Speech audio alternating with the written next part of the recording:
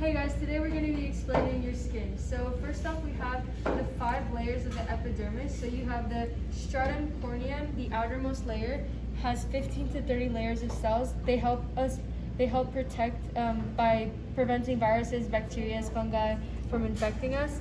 And so then you have the stratum lucidum, and no, this is just an extra layer of like cells. It's only where you don't have any hair. So if in places that you do have hair, which is basically everywhere your body except the palm of your feet and your palm of your hands, you have this extra layer. So then this layer right here is the stratum granulosum, which carries granules produced by keratinocytes. And then you have the stratum spineosum, which gives the epidermis its strength by holding everything tightly together. And then you have the stratum basal, the very deepest layer, and stem cells are located here, so obviously that's really important. And then we have our dermis. So our dermis is like the second layer, the layer in between the hypodermis and the epidermis. And here's where everything is. So we have our nerves, vessels, hair follicles, sweat glands, connective tissue. This supports and protects the skin, and it gives us also our sensation because of the nerves. Then we have the hair and the hair follicle. So here's our hair, right? And here is the hair follicle.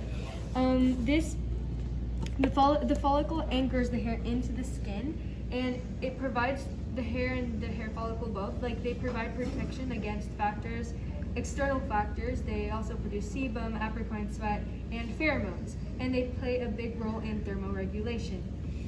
Then we have this sebaceous gland, which is this one right here, and what it does is it's producing oil, and it secretes through the hair follicle as well, and this softens and lubricates the hair in our skin.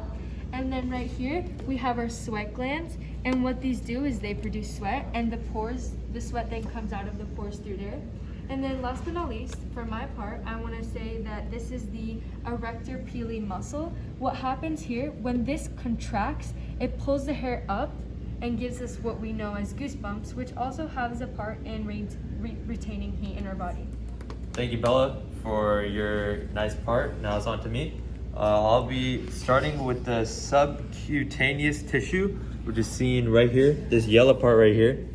This is responsible for keeping your body warm, of course, because you need to maintain homeostasis to stay alive, of course.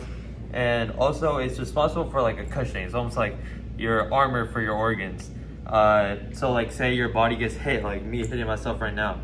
The tissue right here is protecting my organs from getting damaged. And of course, like too much pressure would break through this tissue, but just subtle hits like this, tissues are taking care of that. Next, I'll be talking about the dermal papillae, which is the rigid layers, which are seen right here. These rigid layers right here.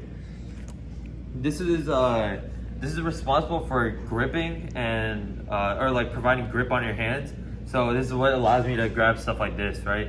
And it's layered with the epidermis on top, so that's why you can't really see it. But this is what allows us to grip stuff.